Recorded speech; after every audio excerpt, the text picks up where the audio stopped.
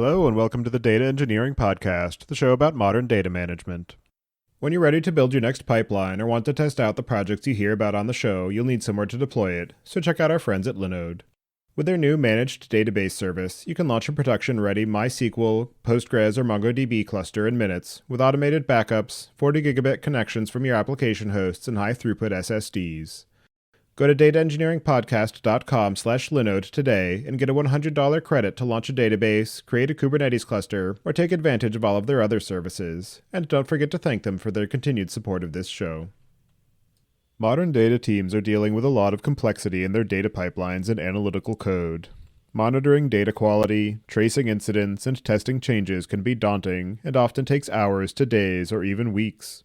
By the time errors have made their way into production, it's often too late and the damage is done. Datafold built automated regression testing to help data and analytics engineers deal with data quality in their pull requests.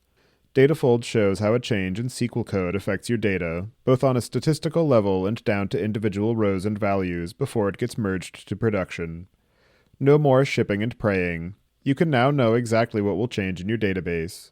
Datafold integrates with all major data warehouses, as well as frameworks such as Airflow and dbt, and seamlessly plugs into CI workflows. Visit dataengineeringpodcast.com/Datafold today to book a demo with Datafold. Your host is Tobias Macey, and today I'm interviewing Salma Bakouk about achieving data reliability and reducing entropy in your data stack with Sifflet. So, Salma, can you start by introducing yourself? Sure. Hi, Tobias. I'm very happy to be here. So my name is Salma. I'm CEO and one of the co-founders here at Sifflet.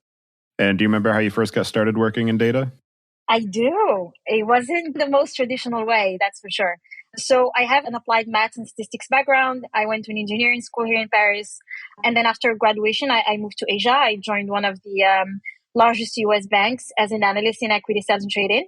So as you can imagine, the trading floor, very dynamic, very data intensive environments, heavily reliant on large amounts of data to make decisions in real time, and where a lot of things can go wrong and a lot of things can break. So naturally, having, the background that I had and the kind of curiosity, I had to get my hands dirty very quickly and try to understand where we got our data from, what were the ingestion patterns, was it reliable, up to date, etc., because it was just vital to my day to day.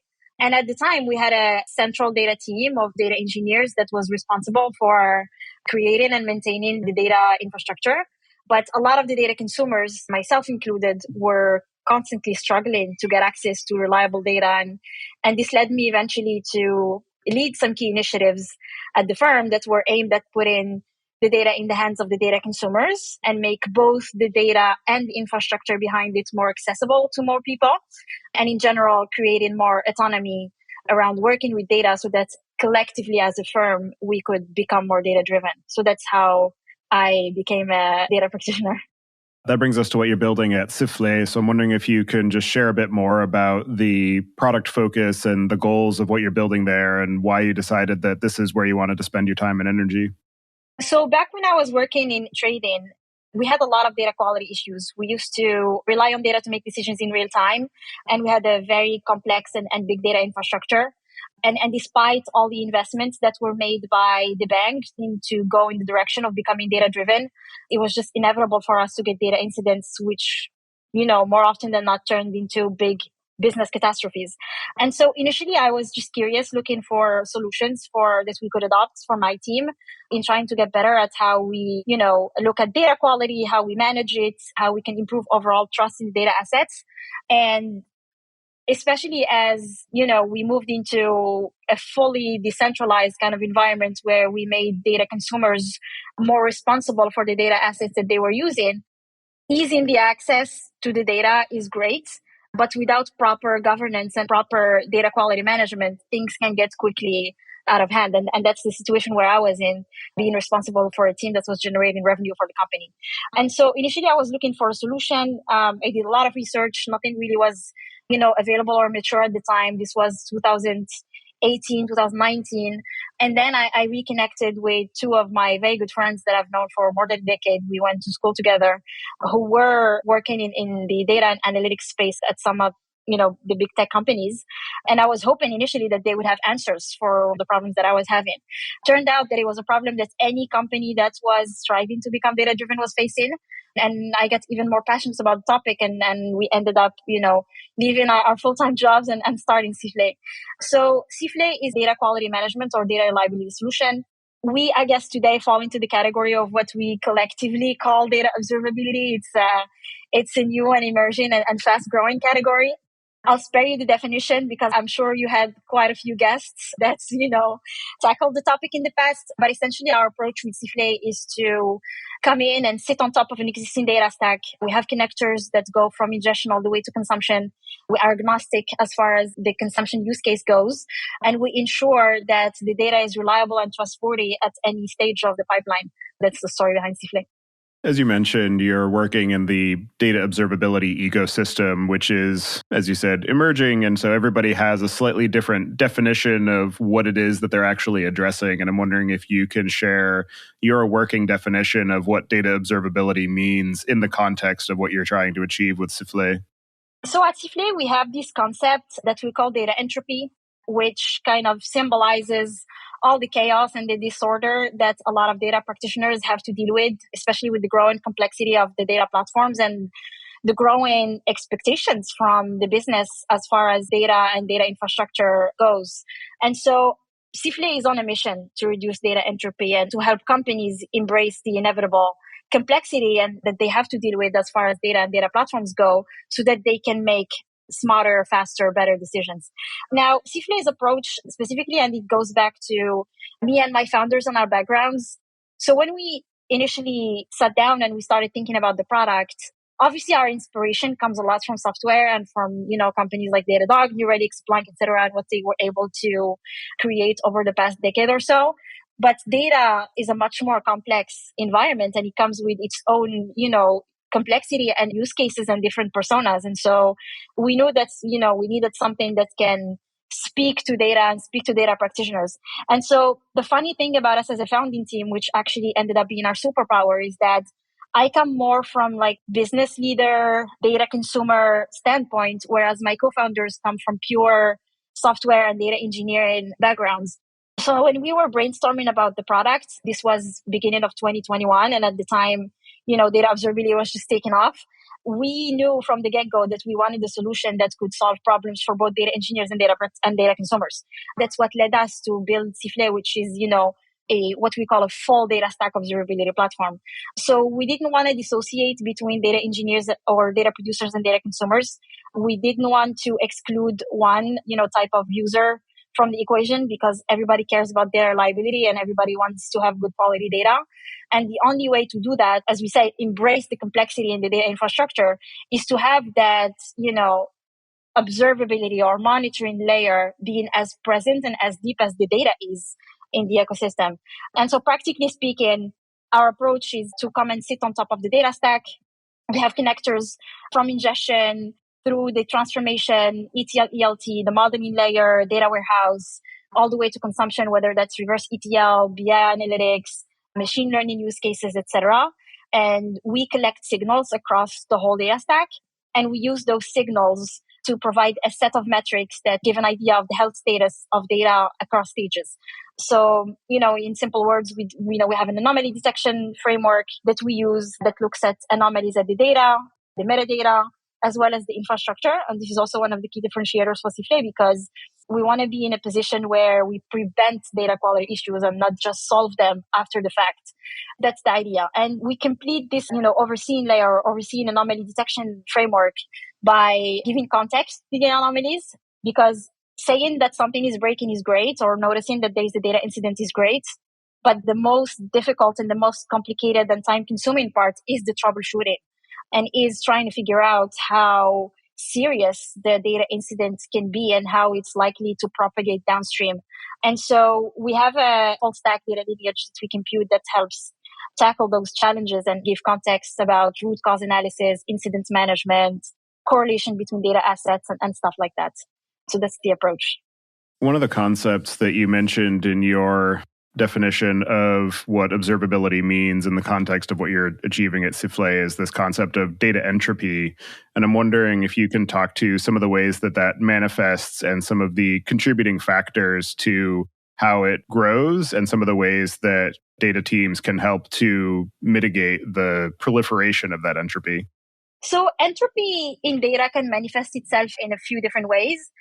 Entropy can mean for an organization that they can't find their data assets, or they have, a discoverability issue, traceability issue, that data consumers cannot easily find the data assets they need to use, etc. It can mean that trust in data is completely lost, that there's a lot of, processes that rely on data, but that are completely broken because the data quality is so bad. It can mean that, data engineers spend half of their time troubleshooting and stuff like that. And more importantly, it means that a company is at a state where they want to use the data. They keep making investments in data platforms, in infrastructure tooling, and the people, but yet struggle to see the results and struggle to become data driven. And so a lot of elements in data entropy are a mix of, technology, but also people and culture. And so the reality is, in the current environment where every company has very low tolerance to data incidents, every company is downsizing one way or another, where companies are faced with a lot of difficult decisions they need to make, it becomes extremely crucial to remove everything that's not backed by data and by reliable data from the equation when making decisions. And so the expectations, in my opinion, around data and data platforms and data teams are now higher than ever. And so entropy or data entropy and that uncertainty and that disorder that is, constantly growing within the data team needs to be reduced in order to, optimize the full potential of what data can do and nurture and foster a data-driven culture. Now, how is entropy, something that is inevitable in data platform? I think so, 100%, because in a way, that also means that the company has made commitments and investments towards being data driven, has invested in a variety of tools. In the current ecosystem that is what we call the modern data stack, I'm using air quotes, everyone wants the best of breed tool for transformation. They want the best data warehouse. They want to have data lakes. They want to have, a BI tool or two. They want to do reverse ETL. So the whole evolution that took place in the data engineering space and the data engineering and infrastructure and tooling space allowed for the complexity and allowed for the entropy to increase. It's positive in a way. It's given more flexibility to companies and more flexibility to data practitioners to do more with data. But in order to do more with data, you need to control or try to reduce the entropy that surrounds the whole, workflows around data. And the way to do that is to, first of all, it starts, with people, making sure that everybody's aligned around objectives and stuff like that, but also adapting best practices and tooling that's becoming more and more available to help navigate through the mess. And data observability is a very good example of, of technologies that help reduce data entropy. As far as the prevention of errors and being able to proactively identify issues that haven't happened yet, but that are likely to happen either because of changes in the data or because of stresses on the infrastructure and the processing systems or because of code changes that are being introduced. I'm wondering if you can just talk to the types of errors and issues that you see as being preventable and how you're working at Sifflet to be able to bring visibility to those potential impacts. In my opinion, I don't think it's so much about errors that are preventable, but rather about the stage where you want to catch the errors and prevent them from propagating further downstream and causing, bad outcome for the business and the data team. Because depending on the stage where you are able to catch these anomalies, the outcome can be materially different. Let me explain what I mean here. So in an ideal world, obviously you want to make everything preventable. You want to have, a complete 360 view over all of your data assets. You want to know who's using what, who changed what, who's touching what, etc. But the reality is, in most current organizations or even the most modern data platforms, that actually becomes extremely complex and it becomes harder and harder to get data incidents. I guess the most basic way to go about it is to implement manual checks to get ahead of data incidents. So you could start by implementing testing at the orchestration layer. You want to check the ingestion patterns. You want to look at schemas. You want to look at the data itself, etc. Obviously, the earlier in the data value chain, the better, because that gives you the ability to catch the problem at the source and avoid further propagation. But that is not always straightforward. And more importantly, it's actually not enough, because as we know, especially in a world where data consumers want to have more and more control over their data assets, catching problems at the source is only half of the job. You still have to follow the whole workflow and the whole flow of the data and how it's likely, propagating downstream. So the answer to the question is really depending on how you want to go about what's available in terms of resources and the complexity of the data platform.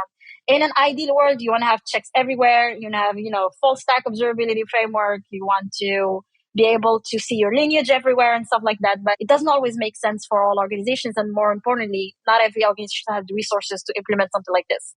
Another interesting element to this question is understanding who's responsible for identifying when a problem has occurred or when a problem might occur. Yeah, this is the $1 million question. Everybody's asking, who should be responsible for data quality? And I think there's few approaches that are emerging. And again, although there might not be a right or wrong approach, I think there are certain things that work for a certain type of organization.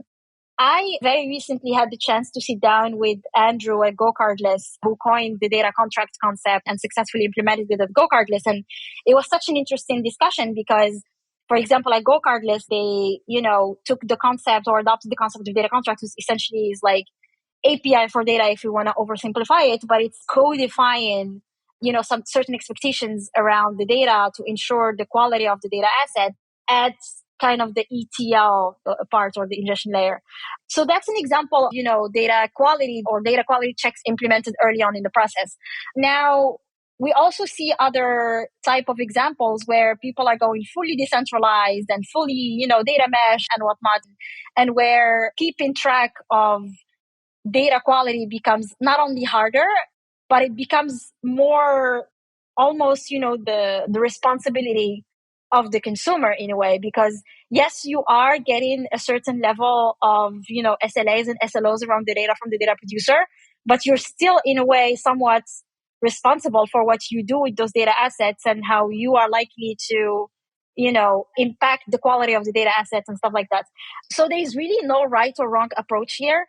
I think, depending on the resources and depending on how the team is set up, whether it's, fully decentralized or whether there's a high ratio of data engineers versus data consumers, stuff like that. I think different approaches work for different teams. But unfortunately, I don't have a perfect answer for you here. I've seen all sorts of scenarios. I think the best way or what works the best is when both data engineers and data consumers and data producers are involved around data quality and data observability, because that helps, alleviate some of the pressures around expectations. But there's really no right or wrong answer here. RudderStack helps you build a customer data platform on your warehouse or data lake. Instead of trapping data in a black box, they enable you to easily collect customer data from the entire stack and build an identity graph on your warehouse, giving you full visibility and control. Their SDKs make event streaming from any app or website easy, and their extensive library of integrations enables you to automatically send data to hundreds of downstream tools. Sign up for free today at dataengineeringpodcast.com/rudder. As far as the end user experience of being able to view and understand the end-to-end state of the data platform, that can be a very overwhelming prospect where, particularly if you aren't intimately familiar with every detail of what's being done by whom and why. And I'm curious, what are some of the user interface and user experience paradigms and patterns that you have tested and that you're leaning on to be able to make this a tractable and an approachable system for being able to view and understand what the important elements are to be able to pick out and being able to dig through and debug or, raise alerts and things like that? Yeah, that's a really good question. And it actually brings me to a very important pillar in our product, which is data lineage. So the short answer to your question is you need to have perfect, amazing, fully automated data lineage. The reality is that's much, much easier said than done. And it's a concept that is often misunderstood, but it is essential in a data quality framework and a data observability framework. Why? Because not only do you want to keep full visibility over how the data assets interact with each other, but also how is the data propagating within the ecosystem. Especially if you want to embrace, either like a fully decentralized model, or you want to give more power to the business users and put data more into the hands of data consumers, which is, I think, is, a lot of companies are striving to do today. It becomes extremely important to know or to follow the flow of that data within the organization, and have a whole like traceability of the enterprise data pipeline. At a minimum, a lineage framework should be able to map out the dependencies between the metadata assets to kind of, get ahead of how things are likely to propagate and keep track of, the dependencies between data assets. But more importantly, and this is the approach that we took with Sifflet, lineage should be more than just dependencies. It should also ideally include, all the events, the jobs, how data is transitioning from one point to another. And back to the point I made earlier about, creating more of like a preventative approach around data observability and data quality monitoring rather than the reactive one. This is a part where lineage becomes very crucial, because if an anomaly is detected, users want to be able to rely on lineage to scope the issue, see how, it's likely to impact assets downstream, like tables, dashboards, etc. But more importantly, you want to also add that infrastructure element to know if the issue could have been prevented or could be prevented, or, could be really solved at the source. Back to what you mentioned earlier about, something as simple as a data engineer changing a code, or a software engineer that's not even in the data team, changing something that's likely to cause a lot of headaches for the data team. That's something that should be captured by lineage and should give that visibility for both the data producers, but also the data consumers, so that they can take appropriate action. And to your point of a change being introduced by a software engineer and that impacting the downstream lineage, that also brings in the question of where does that lineage need to start, where a lot of lineage solutions will focus on lineage maybe from the Airbyte or the 5-tran layer in through the data warehouse and maybe even into the reverse ETL destinations. But a lot of times they will elide that initial scope of in the application where maybe the schema is being mutated by the object relational mapper and their migration framework. And I'm wondering, what are some of the ways that you are potentially looking into bringing the lineage view earlier in the chain and into that software engineer, application engineer tool chain, so that you can get an early warning system of when those schema changes are going to be coming down the pipeline? I love this question. And actually, we have a concept at Sifflet that we call static lineage and dynamic lineage. So what you described initially, that lineage kind of from, Airbytes all the way, or Airbytes 5-tran all the way to the consumption layer.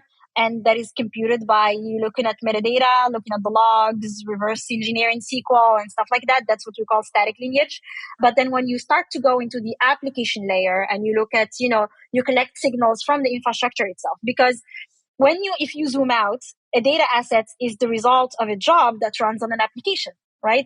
And so if you just look at the dependencies between the data assets, you're still in that kind of static, reactive lineage approach. However, if you're able to go and collect signals from the infrastructure layer of the data asset, then you can take more of a preventative approach. And then your lineage becomes not just something that is, horizontal, but also goes vertically into the application layer and kind of feeds into that in making sure that the whole workflow is more preventative than reactive.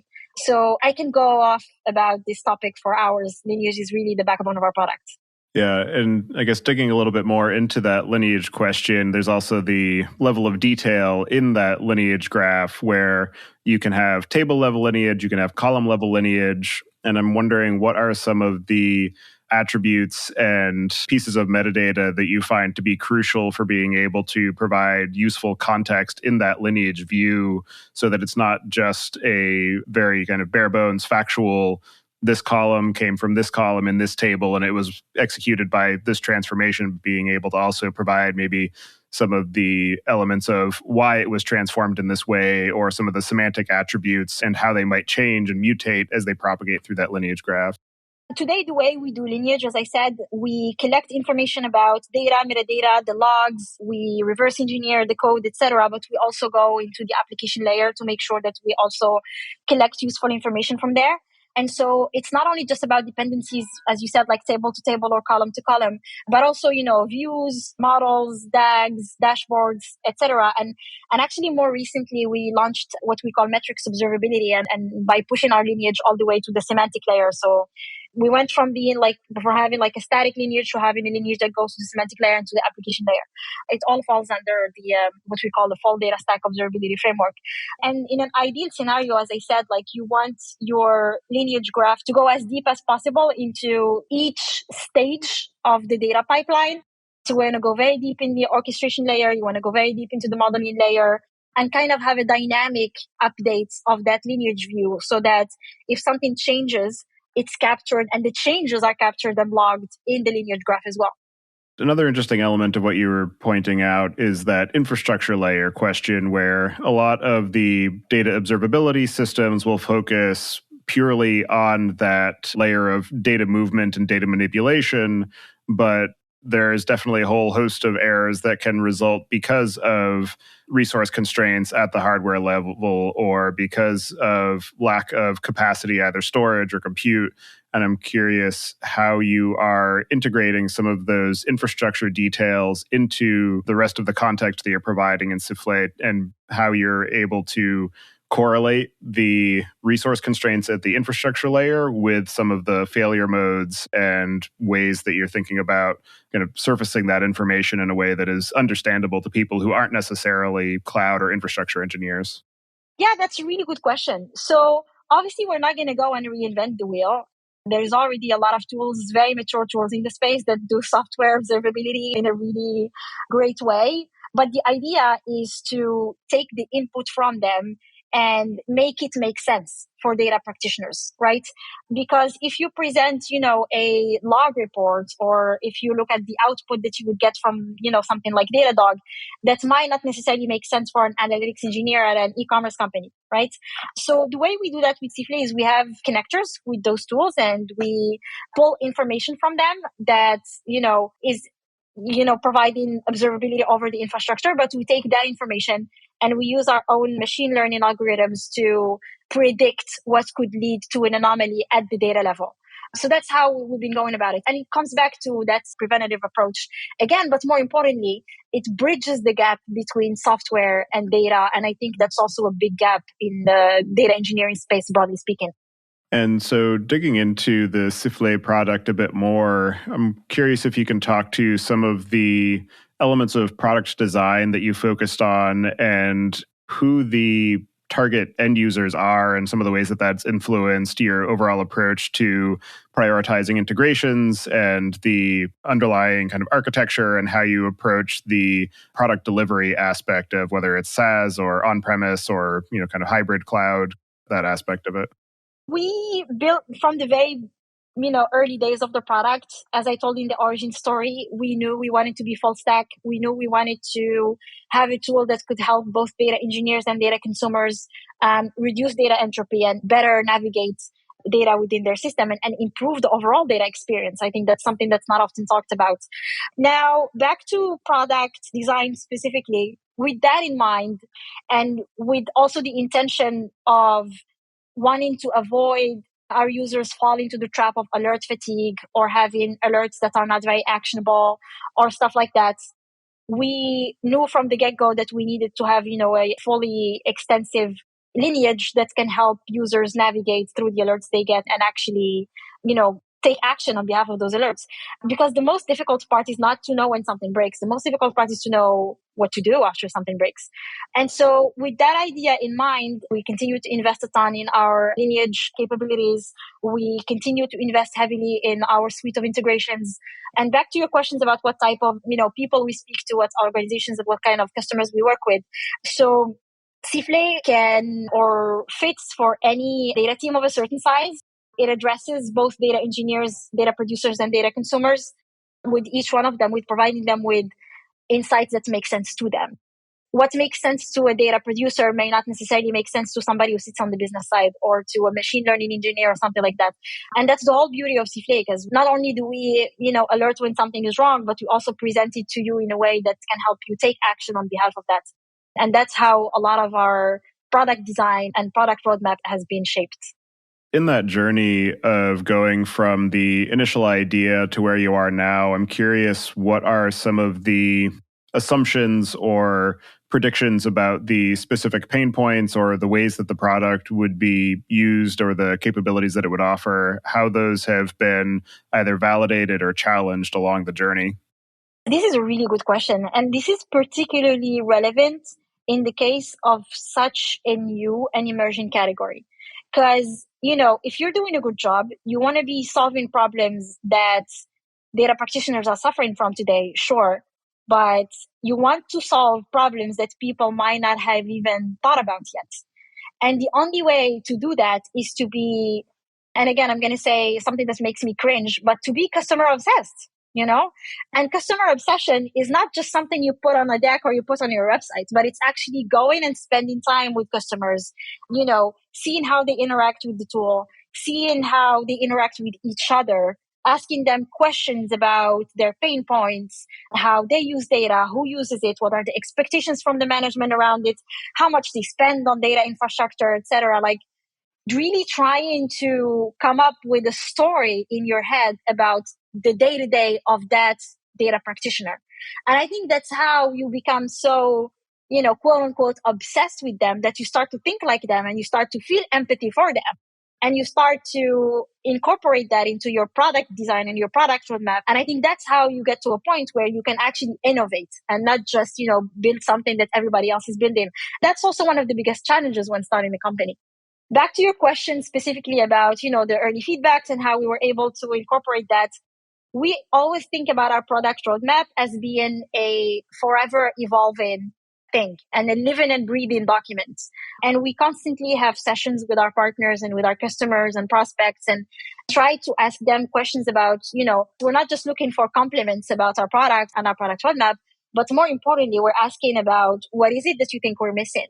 What are the challenges that you think you will be facing in a year from now? Where do you think we're not doing such a great job?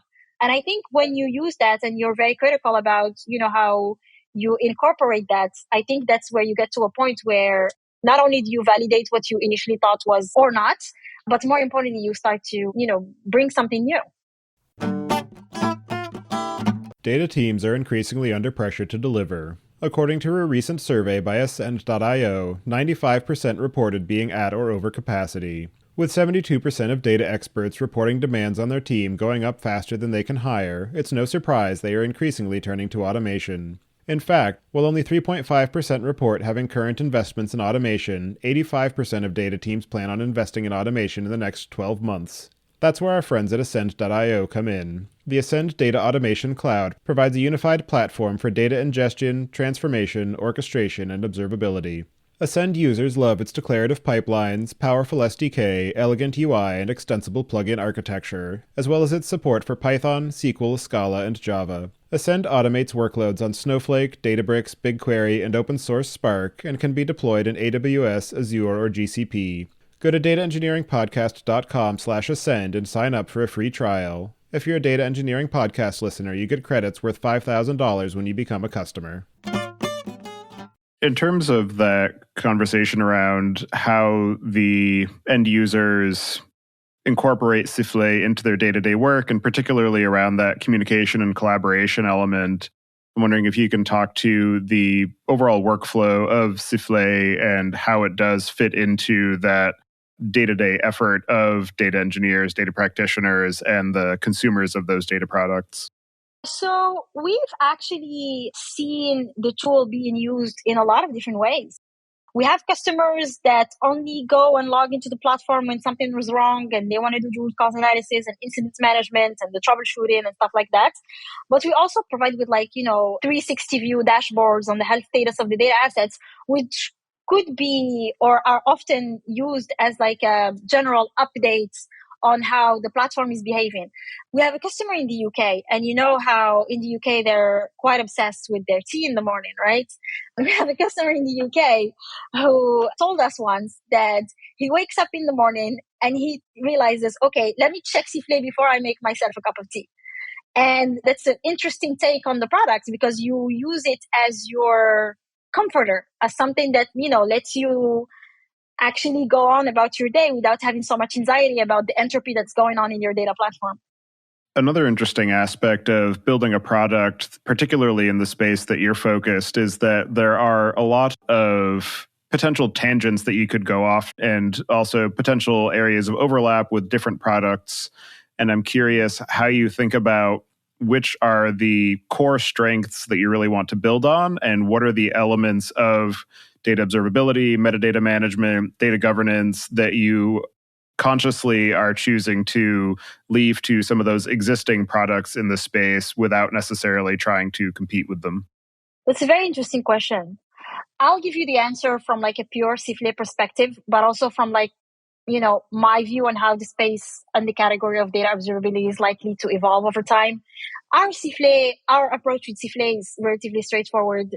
We want to reduce data entropy, and we do that by giving full end-to-end visibility over data assets, their dependencies, their health status at the data, metadata, and infrastructure level. That's the approach we've taken. Now, back to the category of data observability more specifically, I think as the category continues to gain in maturity and in legitimacy, and that's thanks to the collective efforts of all the amazing technologies and companies that emerge in the space, I wouldn't be surprised if it starts to kind of out from adjacent categories, simply because, the idea is to provide more reliability and more trust around the data in general within the organization. And I think even not only are, the companies emerging in the space to do data observability are still figuring out, but also the end user. I think even the end users are still, realizing, okay, we need the data catalog, we need data lineage, we need to go data mesh, we need to do data contracts. There's a lot of buzzwords that are being thrown around, and there's still no consensus towards, what is the go-to approach. And I don't think there will be. I think it will always be a question of what is more adaptable for my use case and what is more beneficial for my organization, and make the choices based on that, and then ultimately go and invest in technology. Buying software is the easiest thing you can do as a data leader.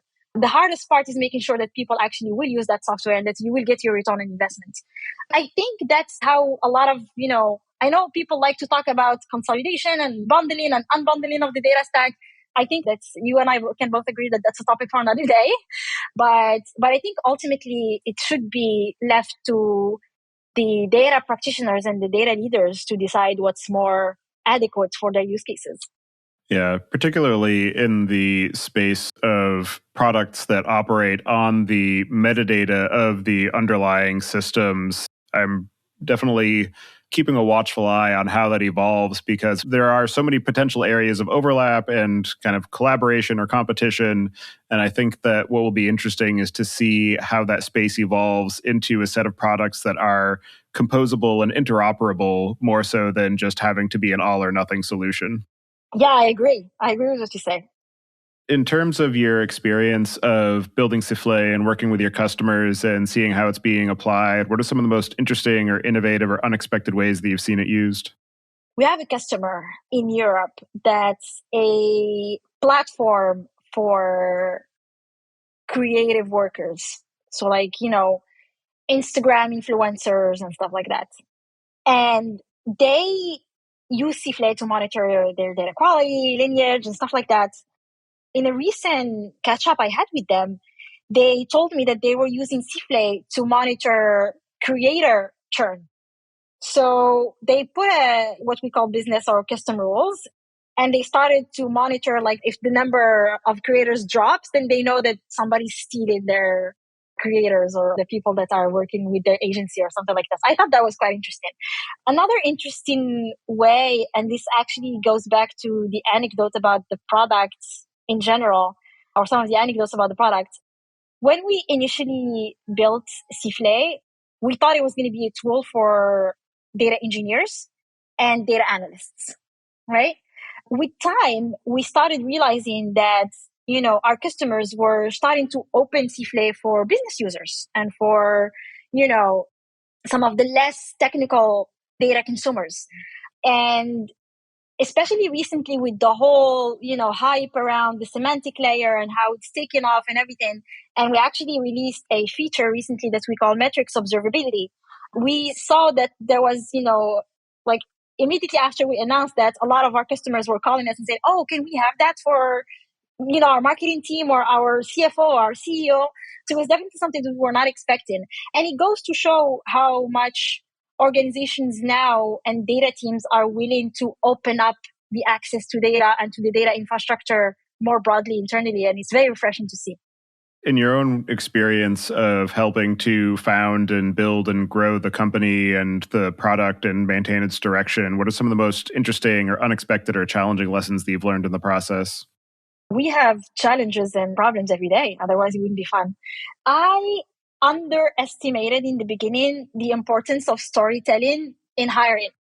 We're still trying to learn that because, like many startups, initially we went and hired a bunch of software engineers, and I have an amazing co-founder and CTO. He knows how to speak to them, all good. And then we started hiring salespeople, and it was, a whole different challenge and a whole different, kind of vision you need to sell them. I guess that's something I wasn't necessarily prepared for. And for people who are running their own data platforms, data infrastructure, they're trying to understand how to make it more reliable. What are the cases where Sifflet is the wrong choice? Oh, I love this question. Let me preface this by saying that, in my opinion, from what I see from my vantage point, the number one reason why data quality initiatives fail is because there is no buy-in from the business and there is no alignment between engineering and the business when it comes to data quality, right? To answer your question, I think Sifflet is definitely the wrong choice for any company that is not willing to go the extra mile and align both data engineers, data practitioners, data analysts, data consumers, broadly speaking, and the business as well in the whole process. Because if you don't do that, then you're just gonna, like, at the end of the day, Sifflet is a technology solution, right? Like, it's a software you buy and you implement on, or you add to your existing data stack and something like that. Sifflet cannot solve your cultural problems, and it cannot solve your miscommunication or communication problems internally, right? And if you don't solve those first, then there is no data quality solution or framework that's going to improve the quality of your data. And I think that's where, Sifflet would be definitely the wrong choice for an organization like that. And as you continue to build and grow the product and scale the capabilities and team and add new features, what are some of the things you have planned for the near to medium term, or any project or problem areas that you're excited to dig into? We have a lot of exciting things coming up, with a couple big announcements coming up as well. So stay on the watch out for that. More on the product specifically. So our DNA is and will never change, which is, observability and monitoring, full stack solution. We, sit on top of the existing data stack and we monitor data in its full life cycle. In the coming months and coming product releases, we will go a bit deeper in each of the compartments that we cover. I mentioned the semantic layer. That's something that came out recently with our metrics observability framework. The infrastructure components is also something that we continue to invest in.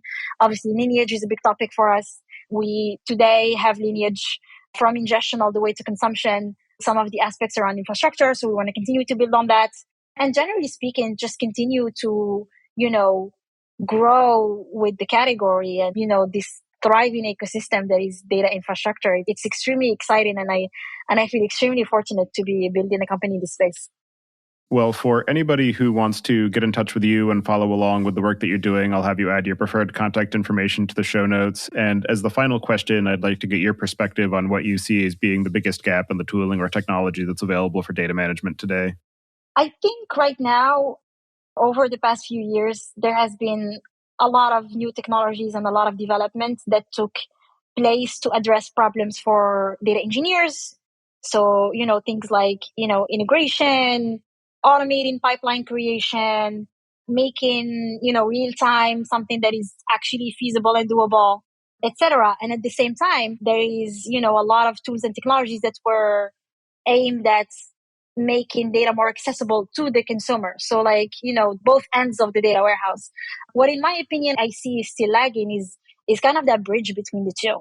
And in a way, the modeling layer should play that, in a sense that it should enable certain data consumers to, get a bit more autonomous around creating data product. And at the same time, it should, bring some more data producers around on the business side, etc. And granted, there's a lot of, amazing technologies, and DBT is pioneering the whole thing. But I think it's still, in a way, like, especially if you go on the DBT example, like, you still need to know SQL to use DBT, right? And if you're, a vanilla business user that's just getting started, I feel like there's still not enough development or technology that has emerged in the space of data management that can make that transition from data producing to data consumption more easier and more smooth for business users. We keep hearing about self-serve analytics and giving autonomy to data consumers, but I still don't think that's a thing. I think it's an area that's still relatively underserved. Absolutely. Yeah, it's definitely exciting to see more investment in that area of making data consumable and understandable to people who don't live and breathe it every day. All right. Well, thank you very much for taking the time today to join me and share the work that you and your team are doing at Sifflet. It's definitely a very interesting product, and it's definitely great to see more investment and activity in the space of data observability and helping to push the frontier forward. So I appreciate all the time and energy that you're putting into that, and I hope you enjoy the rest of your day. Thank you, Tobias. I appreciate that. Thank you.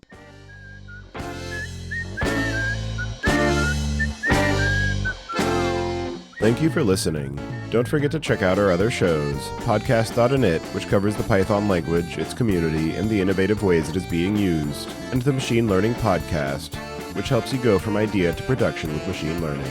Visit the site at dataengineeringpodcast.com to subscribe to the show, sign up for the mailing list, and read the show notes. And if you've learned something or tried out a project from the show, then tell us about it. Email hosts at dataengineeringpodcast.com with your story. And to help other people find the show, please leave a review on Apple Podcasts and tell your friends and coworkers.